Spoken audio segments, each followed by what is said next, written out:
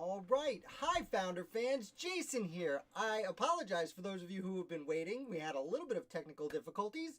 Apparently, YouTube was having some issues and wasn't letting me go live. But now here I am, super live and all fluttered over myself because I wanted to start 15 minutes ago. I hope it is working for everyone and I'm not just talking to myself. Thank you, Matt, for helping me know whether or not it was working.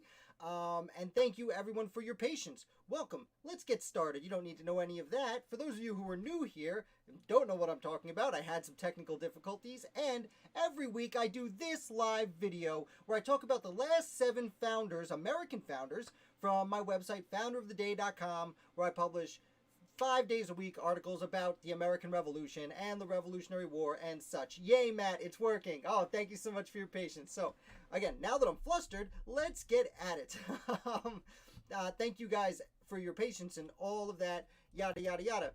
And it's a shame I'm all twisted around because I did a lot of work for this week. For example, I made some changes, and I'm going to pop up right here the founder who we're talking about. And first, we're going to talk about James Brown. Now, it's not James Brown, the soul singer, the father of, is it R&B, or he's the godfather of just all genres of music, pretty much.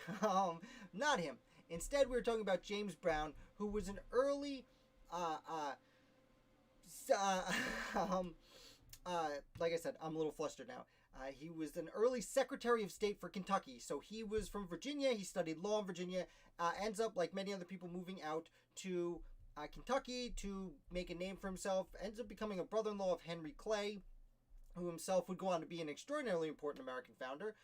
James Brown would, when Kentucky became a state, since he had become close with the first governor of the territory, first governor of the state of Kentucky, James Brown became the first Secretary of State, which is pretty much what he's known for, though he does move to Louisiana after this, where he briefly serves as the first Secretary of State for Louisiana, but he spends more time as Attorney General for Louisiana. While he's there, becomes really important to the area, and he actually he gets a big plantation with a lot of slaves, and he is a part of the 1811 German Coast Uprising, it's called, which was the biggest slave revolt, to my understanding, in the history of the United States. And this is in 1811, just before the War of 1812. So, James Madison's still president, is still part of the American founding, even though Louisiana only just became a state. I'm not going to get too into it now, but it was on James Brown's plantation. Some of the leaders of the rebellion were... The rebellion came to his estate. Some of his slaves became leaders of the rebellion, and it went on. As with most slave rebellions, it did not end the way the rebels wanted, unfortunately for them. He would actually go on to national politics, James Brown, and he would serve as one of Louisiana's earliest United States senators. Not an original senator, but I believe it was the second term of senators elected he went. And he would actually end up going to France for James Madison as a minister to France, where he replaced Albert Gallatin, who I've been talking about nonstop, it seems like, for the last several weeks. And additionally, when he would come back, he would return and he'd move to Philadelphia after spending his life as a founder of Kentucky and kind of a founder of Louisiana, although, again, Louisiana had been around for a long time. It was Spanish, then French, before American, but when it became a state, he was an early and important member of that. So that is James Brown. I am going to go through a little bit quicker today because we started a little bit late. Again, thank you so much for your patience. I apologize. I literally had YouTube emailed me saying, like, whoopsie daisy, we're having some problems. And I'm like, well, great. Thanks a bunch, YouTube. So that is James Brown, not the rock star. And we are going to go on over here and pop up whammy. See what I'm doing here? I'm not just going to the other screen. I'm just adding this. I put a lot of work into it. I'm a little disappointed that I'm all flustered starting it. We're going to talk about Fridays. Every Friday, of course, I've been publishing anti-Federalist reviews, and I published about Republicus this time. Now, Republicus is super interesting for several reasons. First of all, it was the only anti-Federalist paper published on the frontier, by which I mean west of the Appalachian Mountains. It was published in Kentucky. I believe it was in Lexington, Kentucky. The Kentucky Gazette. Hi, Braden. Thank you for coming. The Kentucky Gazette was one of the first papers west of the Appalachian Mountains. And as Kentucky was approaching statehood, well, again, as the United States was debating ratification in March of 1778, this paper is published. So not only is it interesting because it's the only frontier paper that published about the United States Constitution, at least as an anti-federalist, but it also shows that the people on the frontier weren't just yokels, or I don't even know how to say it. They weren't just lower class people who weren't very smart that went out to man the frontier because that's all they can do. No, the people who went to the frontier were also just as intelligent as everyone else who was, I should say, they had varying levels of intelligence like everywhere else in the world, of course. Furthermore, they really don't like the Electoral College. Republicus' biggest argument against the Constitution is the Electoral College, and they're saying that the president should be elected by the people. If there's any position that should be, it should be the president. Because, and this is repeated in many anti-federalist papers, but, if the president can be elected to whatever term he wants, and he's put up there by elites, and the Senate's put up there by the state in the same fashion, what's to stop the president and the Senate from just keeping themselves there forever? They can pay themselves and just stay there forever. What's super interesting about what Republicus says, as opposed to everyone else, is Republicus is the only anti-federalist that I know about that actually calls for a unicameral legislature, by which they mean one house. Not a House of Representatives, not a Senate, just one house. And this is very interesting for several reasons. First of all, no one else is calling for it. Second of all, the people on the frontier are the ones promoting this. And third of all, every state had bicameral legislatures. In fact, the only one that had a unicameral legislature was Pennsylvania. And at this point, there's already a discussion going on about revising that constitution because the unicameral legislature, with its Supreme Executive Council in Pennsylvania, has not been working out very well. They're having a lot of trouble with it. And it would be revised within the next 3 years. So, again, Republicans on the... I should also note, we don't know who Republicus is, one of the many anti-federalists that published under a pseudonym, and we never actually discovered the author. Though I really would love to know this one in particular, because again, it was published on the frontier. You just don't see a lot of any other anti-federalist papers being published on the frontier. That is that. We will move on to the next one, and I did something strange this week. On the weekends, for those of you who are new here, I only publish new articles 5 days a week, so sue me. On the weekends, I republish old articles from my almost 900 articles I've written in the last several years. And this time, instead of publishing about a founder, I actually republished a Federalist Friday. I'd done Federalist Fridays for over a year, where I reviewed one Federalist paper each week. And this week, I republished Federalist number 68. And perhaps it's because the times, because of what's going on in the news with an election and everyone talking about the Electoral College, Federalist number 68 came up in my archive while I was scrolling, trying to figure out what to publish. And it's a very interesting one. It might be one of my favorite ones to talk about because Federalist number 68 is where Alexander Hamilton very specifically discusses the Electoral College. And there's been a lot of yelling and screaming about the Electoral College over the last several weeks. And the argument can be made for it that perhaps this is a little outdated. And what's very interesting about the Electoral College is many of the actual writers of the Constitution didn't like it. Many of the writers of the Constitution thought for the president, including John Dickinson and James Wilson, who are arguably two of the most important legal minds of the American Revolution. Dickinson, I've talked about him enough, but James Wilson ends up being an inaugural member of the United States Supreme Court because he is a very brilliant person. And they thought that this position should be elected directly by the people. But as far as the Electoral College goes, it was kind of a compromise discussion, and Hamilton outlines this in Federalist number 68, how the Electoral College really was a compromise between people who thought it should be direct elected and people who thought, well, maybe it should. There were people arguing at the Constitutional Convention, hey, maybe the president should be chosen by the Senate, or the House of Representatives, or the states. There were a lot of different arguments about who should actually choose the president of the United States. So Hamilton argues in Federalist 68 that the United States Constitution, hi Misfit, thanks for coming, Hamilton argues that the Electoral College was a compromise, but it has a lot of finer points. And really he argues, again, the point of the Electoral College was that the people didn't vote for the president. We voted for a person to go vote for the president. And there were several reasons for this. First of all, you wanted someone, and I had a quote, I wish I had my Twitter account pulled up, because I did have maybe I will try and pull it up. No, I'm not even going to waste it. There was a quote I really, really enjoyed. Yeah, you know what? I'm pulling up my Facebook page, because I did have it here. From Hamilton that I pulled out this week. I reread 68 before I put it out, and I really enjoyed this quote. And it was, and forgive me for not being prepared, of course. Like I said, everything went crazy.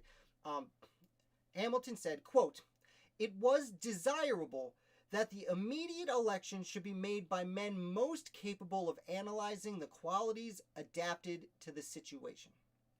So, what he's basically saying here is that the people at large, the American founders, were terrified of what they called mob rule, or what we today would call democracy. They were afraid that tyranny of the majority would happen, that people at large could be easily swayed. There's a quote from Roger Sherman from the Constitutional Convention, who's one of my favorites, as you probably remember, where he said that the people are not good at making decisions. They, quote, "want for information and are liable to be misled."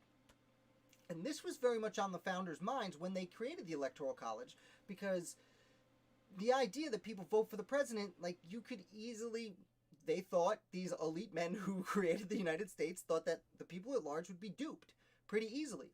But they did want us to have representation in a republic. So what the American founders wanted with the Electoral College is for us to vote for people in our communities that we thought were smarter than us and smart enough to make a decision on our behalf.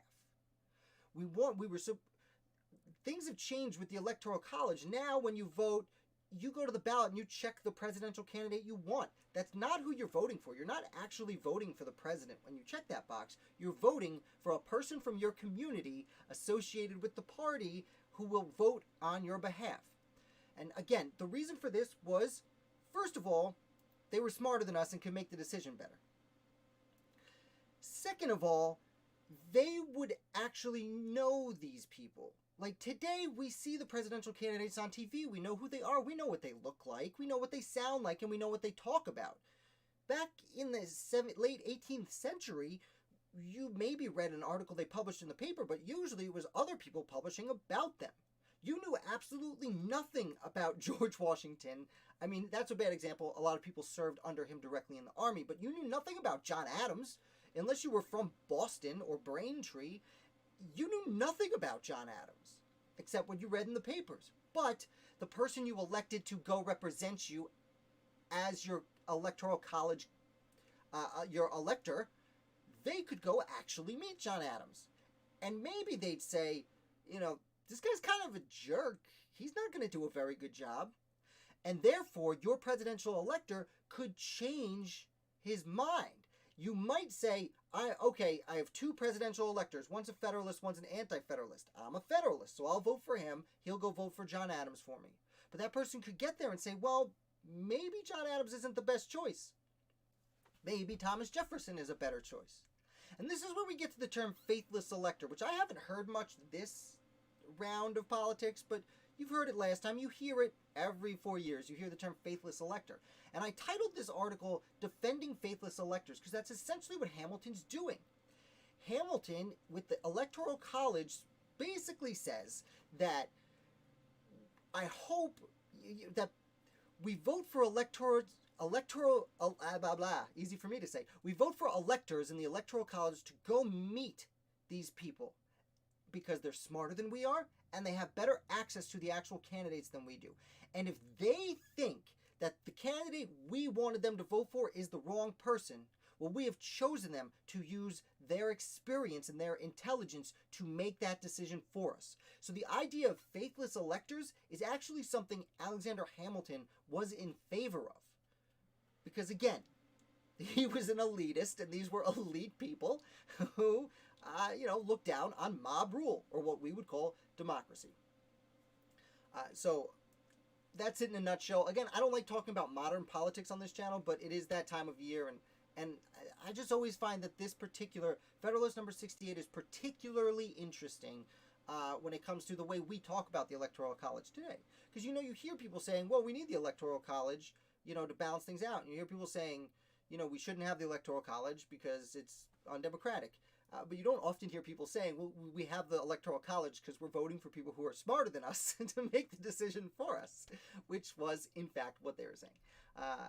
I'm going to move on to the next American founder. We will get to a real founder. This is Loommi Baldwin, and forgive my pronunciation, I believe that is pronounced Loommi, and that's how I'm going to say it. So Loommi Baldwin was an American revolutionary. He was living in Massachusetts, and then the Lexington and Concord alarm comes, and he leads his men out to fight in Lexington and Concord, and he sticks around participating in Bunker Hill. When George Washington shows up, Loommi quickly goes from being a major in the militia to a colonel in the Continental Army, which is a huge, very impressive jump. During this time, he patrols the area outside Boston during the siege of Boston. Again, after Lexington and Concord, the British they retreat into Boston, and the American patriots surround Boston. And for almost an entire year, from late April 1775 until March 17th, 1776, the British are in Boston, and the patriots are just kind of hanging out outside looking for things to do. One of the people who found things to do was Loommi Baldwin. Excuse me. And what he did was he led his men around the perimeter, making sure no one was escaping, and he communicated with American spies inside Boston. And these spies would pass him information. He would get that information up to Washington. In a way, he was kind of like a spy master, but that wasn't really his main task. He was really patrols, and the spies would kind of run out and say, hey, what's up? And then tell him what's going on. So Loommi stays with the Continental Army long enough to cross the Delaware with George Washington. Unfortunately, like many people back at this point in time, he does end up resigning due to ill health. But he goes back to Massachusetts, and he serves in the government, the state government, for a while, and actually helps create Massachusetts' first constitution. He's not one of the main authors, but he is there in the government when they create the new constitution. Furthermore, he then starts getting into engineering, and he becomes a charter member and vice president of the Middlesex Canal Corporation from Middlesex, Massachusetts. And what he does there is he becomes the head engineer for a project called the Middlesex Canal. This is a time where canal building is starting to really happen in America. Just after the American Revolutionary War ends, and even before the Constitution is completed, canal building becomes the thing to do. We talked about a few weeks ago how even George Washington formed the, I believe it was the James River Company, which was connecting the James River to the Kanawha Canal. I don't remember how it was pronounced exactly, but another canal which would then connect, another river which would then connect to the Mississippi to help people ship their goods. Now, that one was never completed. The Middlesex Canal was completed, and eventually the Erie Canal would be the famous one completed. But the Middlesex Canal connected the Merrimack River to the port of Boston, which helped farmers on the interior of Massachusetts and even parts of, I'd say, New Hampshire, Vermont, more easily get their goods to Boston and therefore the world to sell and make a profit. Now, it took almost a full decade to build this canal, and what makes him an extra foundery founder is that four of Baldwin's 5 sons helped him build this canal, and he even had a 5th son that was born while they were building the canal. And all 5 of these men would go on to be engineers in the young United States, who built not only canals, but bridges and buildings, and literally left a mark, an infrastructure mark, throughout eastern North America. And dozens and dozens of buildings and even canals and bridges and roads that are still there, although probably most of them very much improved upon since 200 years ago.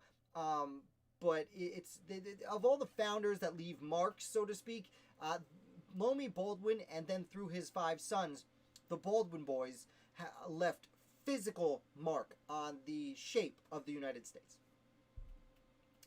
Oh, furthermore, while he's building this canal, Loommi Baldwin is introduced to an apple called the woodpecker apple.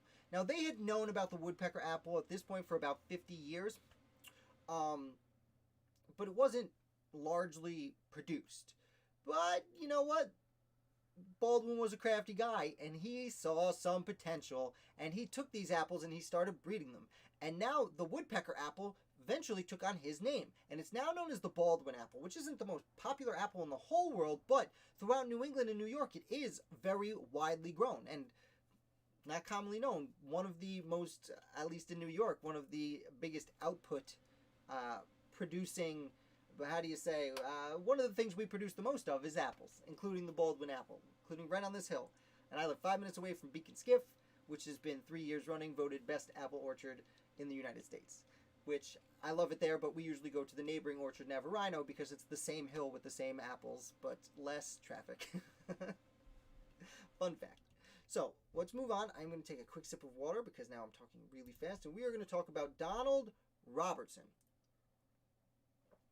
Donald Robertson is a very interesting character because he was an educator. Now, no image known, so this is one of the road mark signs that talk about his school. He started the Robertson School. Oh, we got a question coming. I gave no thought of engineering as part of the revolution. Yeah, Troy, that's a great point. So engineering is an extraordinary part of the revolution. There's a French soldier, Louis Duportel, I think it's pronounced, a French officer who comes over and helps with engineering. Not just engineering, canals and this and that throughout all the states, but actually during the war it becomes really important. The engineers generally take over, oversee a lot of the fortifications of locations. So engineering was extraordinarily important. In fact, I can actually do a separate video on that if you'd like. Let me know. But thank you for bringing that up. Yeah, engineering was huge, and this is, again, we're coming out of the Enlightenment and going into the Industrial Revolution.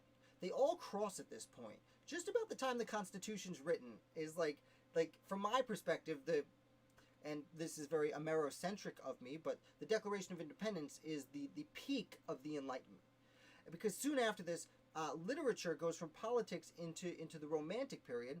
Meanwhile, society and the economy develops into the Industrial Revolution.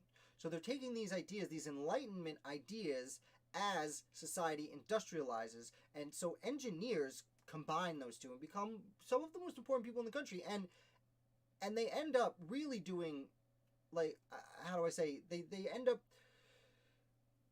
this next generation, like Loommi Baldwin's children, these Baldwin boys, they come up with the likes of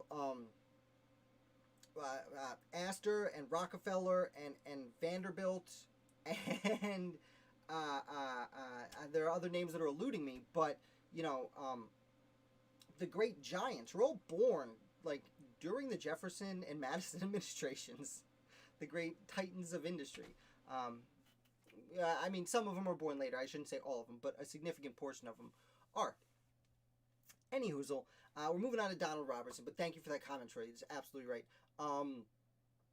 Donald Robertson was born in Scotland and got a really good education, but he decides to take advantage of it by moving to North America at about 36 years old, which is a little bit older than most people migrate, but he migrates and he ends up tutoring a family, the children of John Bayard in Virginia. And I looked this up because there are several Bayards throughout North America, but I was unable to tie him directly to some of the other Bayard founders that I've written about, although I wouldn't be surprised if there was a distant association, but they're certainly not siblings. He's not siblings with anyone else who I've at least written about, but the Bayard family was a large family spanning from Virginia all the way up to New York. He ends up tutoring these children for about 5 years, and he says, hey, you know what, I'm going to start a school, because at that point, most children were educated by their parents at home. Some of the wealthier families got a tutor, but then there was no middle ground. Family was wealthy enough to get a tutor, or like your mom taught you how to read the Bible, and that was pretty much it. And then the people who got the tutor were either wealthy enough to go to Europe for an education, or did go to Princeton or something like that. What he did is he started a secondary school where kids who were like 10, 11, 12, 13 would come to his school for a few years to prep for college, the ones who were going to be future leaders. And he did this successfully. And some of these children are people like George Rogers Clark, who would be the father of the Northwest Territory. John Tyler, who we've discussed before, and John Taylor of Caroline, I talked about recently. Robert Brooke, a future governor of Virginia, and James Innes, who we just talked about last week, and we've discussed a lot. Also, James Madison. James Madison is the most famous student of Donald Robertson. And Madison went to his school at about 12 years old and was there for 5 years.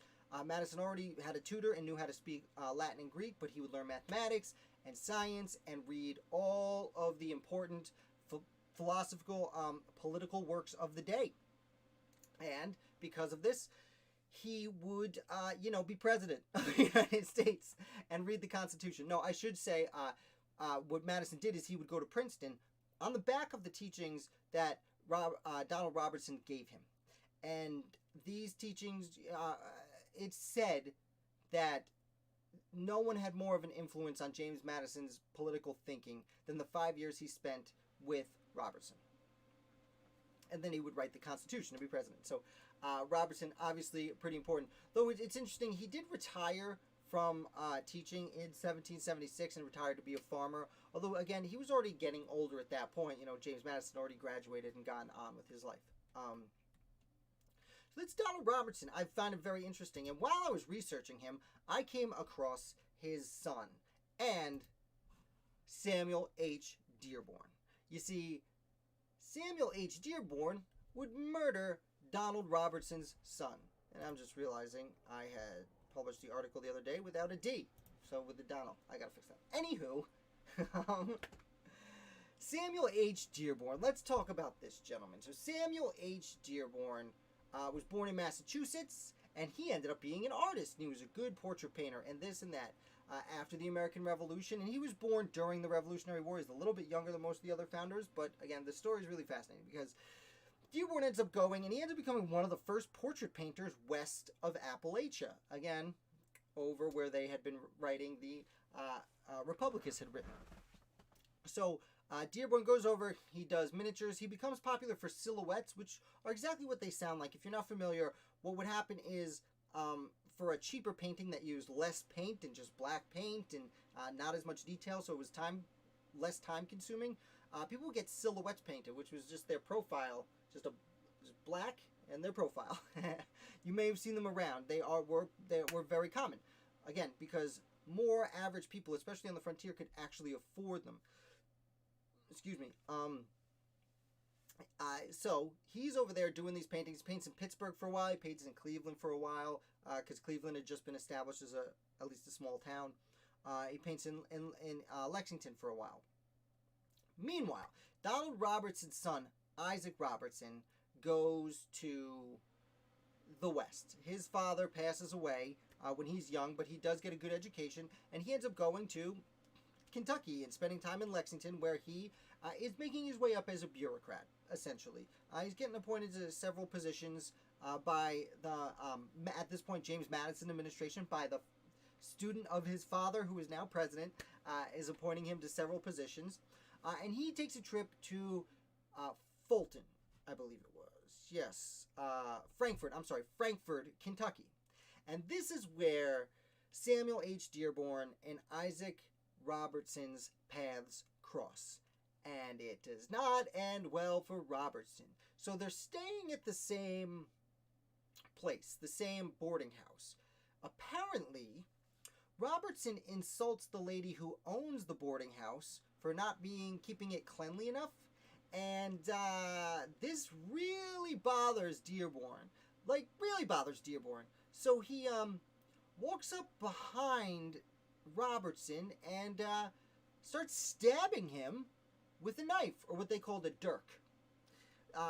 So again, just to reiterate, these two men are staying at a boarding house, and one guy says, "Hey, lady who owns this place, you should keep it cleaner." And the other guy says, "I'm gonna stab this guy in the back."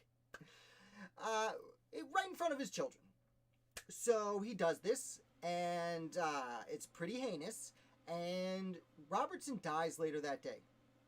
Now, Samuel Dearborn is immediately arrested for murder, but somehow he escapes. Now, I was unable to determine how he escapes. No, it doesn't seem to really be anyone admitting to it in any of the letters back then, being the police official that let this guy get away.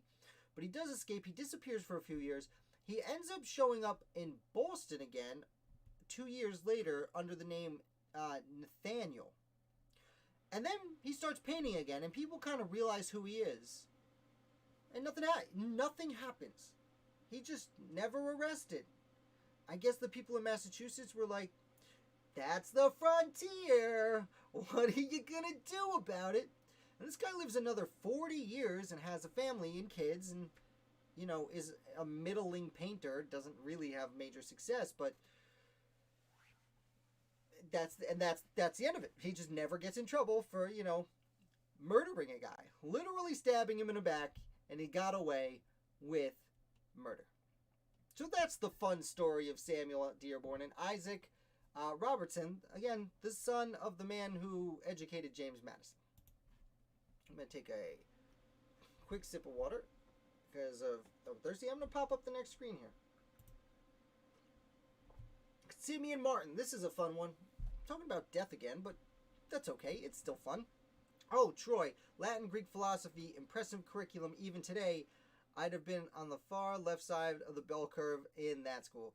Yeah, it is very, very interesting. Jay Burmis, thanks for showing up, buddy. It does sound like modern day politics, I suppose. But again, we don't talk about that here. You want modern day politics, you go over to Jay Burmis's channel, and you can get all the modern politics your little heart could ever desire. Tell him the real truth over there, as he would say. But on this channel, we don't talk about modern politics, so I can't, no comment, Jason. But yes, Troy, as for your comment, Latin, Greek philosophy, he also learned chemistry and mathematics, and a whole world of things. It's what makes Donald Robertson so interesting back then is he was so well educated to have just gone to the frontier and start his own school. Again, most people with that kind of education that did, not the frontier, I'm sorry, go to the colonies and start his own school. Many of the people who did this at the time were lower, you know, they would stick with just tutoring one family because that one family would pay more. But he ended up, like I was saying, kind of diversifying and taking in a bunch of families that couldn't pay quite as much. But seems to have made a good career out of it for himself. And we are going to continue. Last but not least is Simeon Martin, who does not have an image. Oh, this side. I'm pointing. It's right here, not over here, where I see it. It's over here in this invisible part of the world. He doesn't have an image that we know of, but he has a very extraordinary gravestone. So Simeon Martin, also like Loommi Baldwin, heard the call of the Lexington alarm and went and joined the Battle of Lexington and Concord and stayed for the siege of Boston. Stayed with the Continental Army for quite a while. Well, not quite a while, about a year, and then joins the state militia. And then after a while ends up going to work for Rhode Island. He's from Rhode Island, and he joins the Rhode Island Assembly. While he's here, years go by. He ascends through the ranks of the state militia after the war is over, becoming adjutant general, which is kind of like overseer of the war. It's kind of like someone asked who was a few weeks ago who was human resources. And essentially, adjutant general was kind of human resources. It oversaw the operation of the army, or in this case, the state militia. And he also became a major general in the state militia. Now, I use the term for one of the headings in my article, which I'm kind of proud of, always the lieutenant governor, never the governor. He served for a total of 7 years as lieutenant governor of Rhode Island, though under different governors, and was in and out of the office. So he popped in and out as lieutenant governor on several occasions for a total of 7 years, but never actually rose to be governor. Furthermore, he lived in, and I hope I'm pronouncing this right, a town of Rehoboth, which was on the border of Rhode Island and Massachusetts. And actually, during this time, Rehoboth becomes part of, it changes its name, I forget the new name of it, but it was argued a border dispute. Border disputes were very common at this time between the states, and Rehoboth was right on the border, and Massachusetts had long been claiming it as its own. And then eventually the Supreme Court gets involved in 1811 and says, you know what, this is actually part of Massachusetts. Interestingly enough, suddenly his nice house, Simeon Martin's nice house, is no longer in Rhode Island. It's in Massachusetts. Didn't move the house, didn't move the land, they moved the border. But he gets to continue his position as lieutenant governor of Rhode Island because he was sitting lieutenant governor when this happened. I found that fascinating. Rhode Island was kind of like, yeah, it's okay. It's fine. We're not big enough to really complain. You can stick around. And now here's we're going to end today with the most interesting part of Simeon Baldwin. And I don't know if you can read it over there, but he has what has been claimed to be the longest epitaph in the United States, if not the world. And that's why I have a picture of his grave here, and it's very hard to see, but that whole thing is covered in his epitaph. So he passes away, and on his gravestone, now I've seen different claims. I counted them out myself. I've seen 405, but I believe it's 407 words on his epitaph. And truthfully, in many fashions, that gravestone is a lot more specific about his life than the discussion I just had with you and what I wrote on my website. Because, again, I usually, my articles usually end up between 300 and 400 words, and he hit 407 on his gravestone. Granted, some of that was put in by other people because he could never have known when he died or presumably where he was buried. Actually, he probably did by his gravestone. I shouldn't have said that. But he probably did not know the day he was going to die. It goes to great lengths. I got much of my article from his gravestone itself, although the part about his land transferring states I figured out on my own, because I'm not just going to plagiarize this dead guy's grave. And that's pretty much it for today. Again, I apologize tremendously for the technical difficulties we were having at the start there. But again, YouTube actually emailed me and said, hey, sorry about that. Whoopsie doopsie, whoopsie doo. So thank you so much. If you guys have any more questions, now it's time to throw it in. I meant to say this at the beginning. Hopefully you come for trivia on Friday, and hopefully you watch this whole thing, because this whole thing is going to provide a lot of the trivia. Wink, wink, nudge, nudge. Simeon Martin. Remember his name. I'm not good at winking, but remember his name. Wink, wink, nudge, nudge. Again, any questions are always welcome, and I apologize for that. If you guys enjoyed this, you want to give me a shout out, you want to help support the channel, check out my Patreon page below. I have a link to the book of the month down there, which we'll be discussing about more in depth over on Patreon. And I put up a bunch of extra fun content there, always talking about yada yada good stuff.